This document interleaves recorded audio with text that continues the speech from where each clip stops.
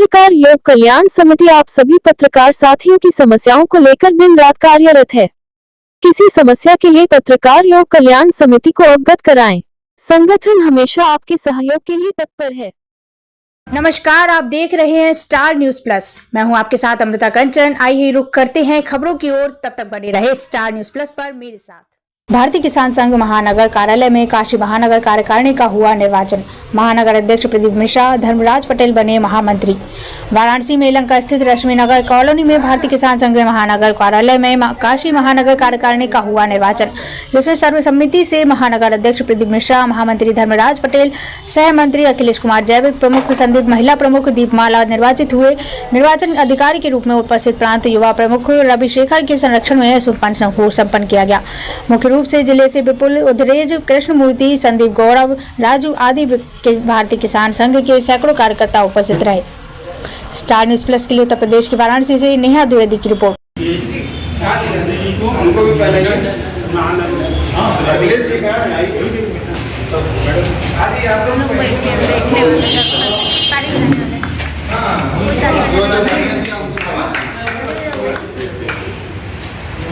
बाकी सब लोग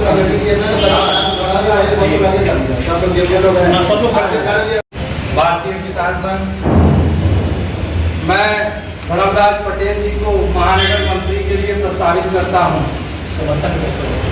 ओम की ध्वनि से आप सभी लोग समर्थन करेंगे। इसी के साथ राजेश पटेल जी को महानगर मंत्री के धर्मराज पटेल जी को महानगर मंत्री के लिए घोषित किया जाता है। भारत माता की जय, भारत माता की जय। जी,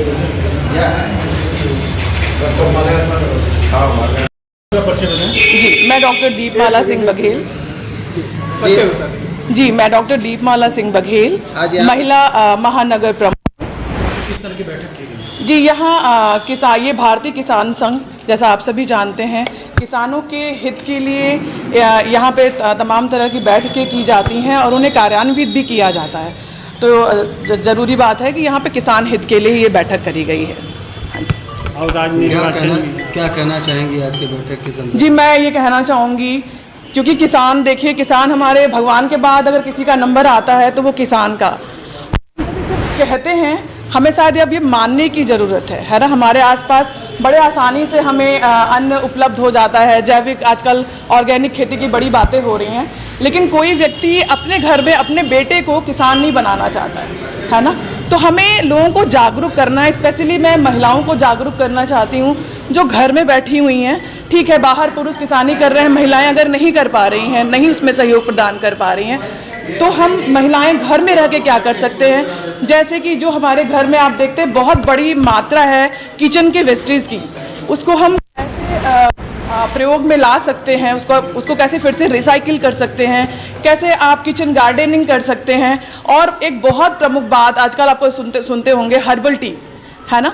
हमारे घर में जो भी भगवान की पूजा करी जाती है, हमेशा ही मारीगोल्ड, या जिसको आप गेंदे का फूल बोलते हैं, गुलाब का फूल बोलते हैं, तमाम तरह के ऐसे फूल हैं जिन्हें हम रिसाइकिल करके और हर्बल टी बना सकते हैं। तो मैं महिलाओं को इसमें ट्रेनिंग भी देने की कोशिश करूँगी एज अ महिला प्रमुख। Thank you. महानगर अध्यक्ष भारतीय किसान संघ काशी प्रांत, आज हम लोग अपने द्वितीय निर्वाचन के लिए महानगर की जो स्थापना हुई है उसके द्वितीय निर्वाचन के लिए एकत्रित हुए हैं। और आज सभी मीडिया प्रभारी लोगों का मैं हृदय से धन्यवाद करता हूं कि आप लोगों को अभूतपूर्व सहयोग मिला और आगे भी मिलता रहेगा।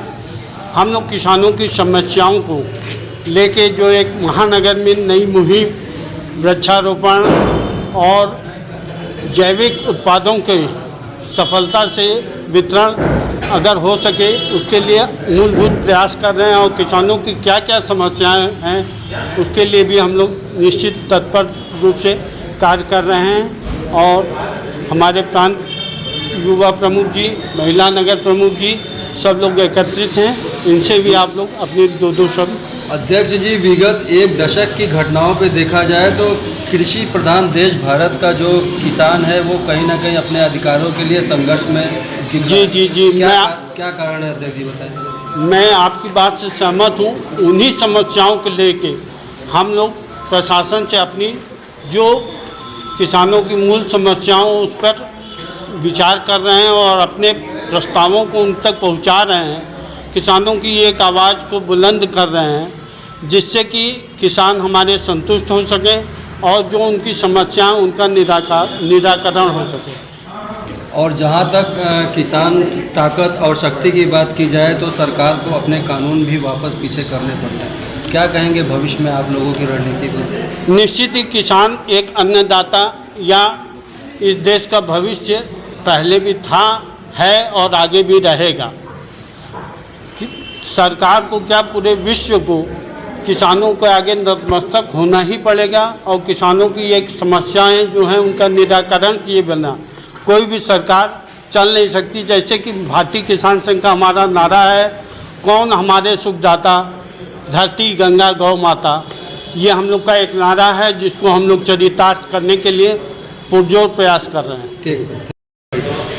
मैं रवि शेखर, भारतीय किसान संघ के प्रांत सदस्यता अभियान प्रमुख के नाते और एक कार्यकर्ता के नाते यहाँ पे किस तरह की बैठक की गई? भारतीय किसान संघ जो संगठन है इसमें प्रत्येक 3 वर्ष पर एक कार्यकारिणी का चुनाव किया जाता है।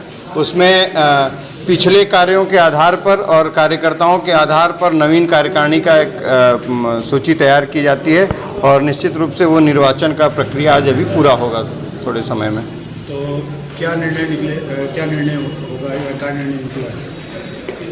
देखिए, एक तो अभी चूंकि घोषणा होना बाकी है तो कार्यकारिणी के संदर्भ में कुछ गोपनीयता सांगठनिक होती हैं, उसको आप सबों के समक्ष चुनाव के बाद प्रक्रिया के बाद वो रखा जाएगा। और रही बात हमारे संगठन के नीतिगत आधार की, तो निश्चित रूप से सबसे पहले हम शुरू से एक संघर्ष करते आए हैं जिसके लिए पिछले 19 दिसंबर 2022 को दिल्ली में लगभग 2 लाख किसान रामलीला मैदान में एकत्रित हुए थे। वो बिंदु विषय था हमारा लाभकारी मूल्य के आधार पर लागत मूल्य के आधार पर लाभकारी मूल्य तय करना फसलों का। ये इसके लिए सरकार से, केंद्र सरकार से लेकर के राज्य सरकारों तक संघर्ष किया जा रहा है। अभी आपको ध्यान में होगा और सभी लोगों को जानकारी है कि पिछले वर्ष उत्तर प्रदेश सरकार ने बिजली पर किसानों का जो बोरिंग का बिल है वो पूरी तरह से माफ़ कर दिया। बड़े गर्व के साथ हम लोग कहते हैं कि हम लोगों ने पूरे प्रदेश में पुरजोर विरोध किया, ज्ञापन दिया, धरना दिया और उसका नतीजा हुआ कि हम उत्तर प्रदेश सरकार को झुकना पड़ा और किसानों के साथ जो है कि उन्होंने न्याय किया और बोरिंग पर जो बिल लगता था उसको उन्होंने माफ़ कर दिया। इस प्रकार से आगामी ऐसे कई बिंदु हैं जिस पर कि किसान संघ काम कर रहा है और संघर्ष कर रहा है किसानों को न्याय दिलाने के लिए, किसानों की किसानी की व्यवस्था को सुदृढ़ करने के लिए। महोदय जी, जो वर्तमान में बजट आया है उसमें कहीं ना कहीं लोक लुभावन स्कीम कुछ गवर्नमेंट है, क्या लगता है इस बजट से कुछ आप लोग को लाभ है? देखिए, मुझे लगता है और जैसा कि हम सांगठनिक विचारों के आधार पर हम तय कर सकते हैं कि सरकार, चाहे सरकार जो भी हो, जिनकी भी सरकार हो, वो अपने आधार पर काम करती हैं। उससे यह जरूरी नहीं कि किसानों को कितना लाभ होता है, वो किसानों को क्या लाभ है किसान तय कर पाएंगे।